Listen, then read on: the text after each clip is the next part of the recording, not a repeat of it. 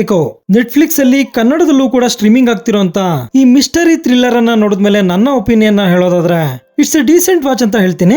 ಮಲಯಾಳಂ ಭಾಷೆಯಲ್ಲಿ ಕಡಿಮೆ ಬಜೆಟ್ ಅಲ್ಲಿ ತಯಾರಾದಂತ ಈ ಸಿನಿಮಾ ಸುಮಾರು 50 ಕೋಟಿಗೂ ಅಧಿಕ ಕಲೆಕ್ಷನ್ಸ್ ಅನ್ನ ಮಾಡಿರುತ್ತೆ. ಕಿಷ್ಕಿಂಧ ಕಾಂಡಂ ಹಾಗೂ ಕೇರಳ ಕ್ರೈಮ್ ಫೈಲ್ ಸೀಸನ್ 2 ಇವೆರಡಕ್ಕೂ ಕಥೆಯನ್ನ ಕೊಟ್ಟಂತ ಬಹುಳ್ ರಮೇಶ್ ಅವರೇ ಇದಕ್ಕೂ ಕೂಡ ಕಥೆಯನ್ನ ಕೊಟ್ಟಿರ್ತಾರೆ. ಕಿಷ್ಕಿಂಧ ಕಾಂಡಂನ ನಿರ್ದೇಶಕರೇ ಈ ಸಿನಿಮಾನ ಕೂಡ ಡೈರೆಕ್ಟ್ ಮಾಡಿರ್ತಾರೆ. ನೀವು ಗಮನಿಸಿದ್ರೆ ಬಹುಳ್ ರಮೇಶ್ ಅವರು ರೈಟರ್ ಆಗಿ ಕೆಲಸ ಮಾಡಿರೋ ಈ ಮೂರರಲ್ಲೂ ಕೂಡ ಪ್ರಾಣಿಗಳಿಗೆ ಹೆಚ್ಚಿನ ಆದ್ಯತೆ ಇರುತ್ತೆ. ಈ ಸಿನಿಮಾದಲ್ಲೂ ಕೂಡ ನಾಯಿಗಳಿಗೆ ಒಂದು ಪ್ರಮುಖ ಪಾತ್ರವನ್ನೇ ಕೊಟ್ಟಿದ್ದಾರೆ. ಸಿನಿಮಾದ ಕಥೆ ಎಂದಿನ ಮಲಯಾಳಂ ಥ್ರಿಲ್ಲರ್ ಗಳಂತೆ ತುಂಬಾ ನಿಧಾನವಾಗಿ ಸಾಗುತ್ತೆ. ಆದ್ರೆ ಇಂತ ಸ್ಲೋ ಸಿನಿಮಾನ ಇಂಟ್ರೆಸ್ಟಿಂಗ್ ಆಗಿ ಮಾಡಿರೋದು ಈ ಸಿನಿಮಾದಲ್ಲಿನ ಬಿಜಿಎಂ ಹಾಗೂ ಅದ್ಭುತವಾದ ಫಾರೆಸ್ಟ್ ವಿಜುವಲ್ಸ್ ನಿಜವಾಗ್ಲೂ ಇವೆರಡು ಸಿನಿಮಾದ ಹೈಲೈಟ್ಸ್. ಇದರ ಪ್ಲಾಟ್ ವಿಷಯಕ್ಕೆ ಬರೋದಾದ್ರೆ ಕೇರಳ ಹಾಗೂ ಕರ್ನಾಟಕ ಗಡಿಯಲ್ಲಿನ ಕಾಟುಕುನ್ನ ಅನ್ನೋ ಎತ್ತರದ ಅರಣ್ಯ ಪ್ರದೇಶದಲ್ಲಿ ಮಲೇಷ್ಯಾ ಮೂಲದ ಮೀಲಾತಿ ಅನ್ನೋ ವೃದ್ಧ ಮಹಿಳೆ ವಾಸಿಸ್ತಿರ್ತಾಳೆ. ಪಿಯೂಸ್ ಅನ್ನೋ ಹುಡುಗ ಈಕೆಯ ಯೋಗಕ್ಷೇಮ ನೋಡ್ಕೋತಿರ್ತಾನೆ. ಹಾಗೆ ಮಲೇಷಿಯನ್ ಬ್ರೀಡ್ ನ ನಾಯಿಗಳು ಈಕೆಯನ್ನ ನಿಯತ್ತಿಂದ ಕಾಯ್ತಿರ್ತವೆ. ಆದ್ರೆ ಈಕೆ ಗಂಡ ಕುರಿಯಾಚನ್ ಕೆಲ ವರ್ಷಗಳಿಂದ ಕಾಣೆ ಆಗಿರ್ತಾನೆ. ಇವನನ್ನ ಹುಡ್ಕೊಂಡು ಹಲವರು ಬರ್ತಿರ್ತಾರೆ. ಈ ಕುರಿಯಾಚನ್ ನಾಯಿಗಳ ಸಹಾಯದಿಂದ ಅದೇ ಕಾಡಿನಲ್ಲಿ ಅಡಗಿ ಕೂತಿರ್ತಾನೆ ಅಂತ ಎಲ್ಲರೂ ಅನ್ಕೊಂಡಿರ್ತಾರೆ.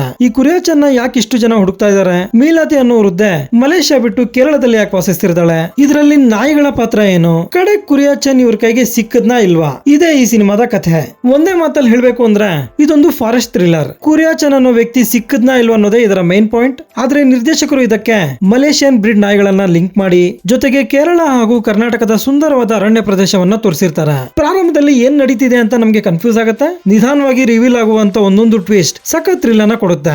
ಸಿನಿಮಾದ ಕ್ಲೈಮ್ಯಾಕ್ಸ್ ಕೆಲವರಿಗೆ ಅರ್ಥ ಆಗದೆ ಇರಬಹುದು. ಒಂದ್ ವೇಳೆ ನಿಮ್ಗೂ ಅರ್ಥ ಆಗದೆ ಇದ್ರೆ ಒಂದ್ಸಲ ಹಿಂದಕ್ಕೆ ಹೋಗಿ ಕಥೆಯನ್ನ ಅನಲೈಸ್ ಮಾಡಿ, ಆಗ ನಿಮ್ಗೆ ಅರ್ಥ ಆಗುತ್ತೆ. ಟೆಕ್ನಿಕಲಿ ಈ ಸಿನಿಮಾ ತುಂಬಾ ಚೆನ್ನಾಗಿದೆ. ಮೊದಲೇ ಹೇಳಿದಾಗೆ ಬಿಜಿಎಂ ಈ ಸಿನಿಮಾದ ಸ್ಟ್ರೆಂತ್. ಸಿನಿಮಾಟೋಗ್ರಾಫರ್ ಅರಣ್ಯ ಪ್ರದೇಶವನ್ನ ತುಂಬಾ ಸುಂದರವಾಗಿ ತೋರಿಸಿದ್ದಾರೆ. ಇದರಲ್ಲಿ ಆಕ್ಟ್ ಮಾಡಿದ ಪ್ರತಿಯೊಬ್ಬರು ಕೂಡ ತಮಗೆ ಕೊಟ್ಟಂತ ಪಾತ್ರಕ್ಕೆ ನ್ಯಾಯ ಒದಗಿಸಿದ್ದಾರೆ. ಮೂವಿಲಿ ಯಾವುದೇ ರೀತಿಯ ಅಡಲ್ಟ್ ಕಂಟೆಂಟ್ ಇಲ್ಲ. ಆರಾಮಾಗಿ ಫ್ಯಾಮಿಲಿ ಜೊತೆ ನೋಡಬಹುದು. ನೀವೇನಾದ್ರೂ ಸ್ಲೋ ಬರ್ನ್ ಥ್ರಿಲ್ಲರ್ ಗಳನ್ನ ಇಷ್ಟಪಡೋರಾದ್ರೆ ಈ ಸಿನಿಮಾನ ಒಂದ್ಸಲ ಟ್ರೈ ಮಾಡಬಹುದು. ಇದಾಗಿರುತ್ತೆ ಈಕೋ ಸಿನಿಮಾದ ಬಗೆಗಿನ ನನ್ನ ಒಂದು ಒಪಿನಿಯನ್. ಈ ವಿಡಿಯೋ ನಿಮ್ಗೆ ಇಷ್ಟ ಆಗಿದ್ರೆ ಒಂದು ಲೈಕ್ ಕೊಟ್ಟು ನನ್ನ ಚಾನೆಲ್ ನ ಸಬ್ಸ್ಕ್ರೈಬ್ ಮಾಡ್ಕೊಳ್ಳಿ. Thank you.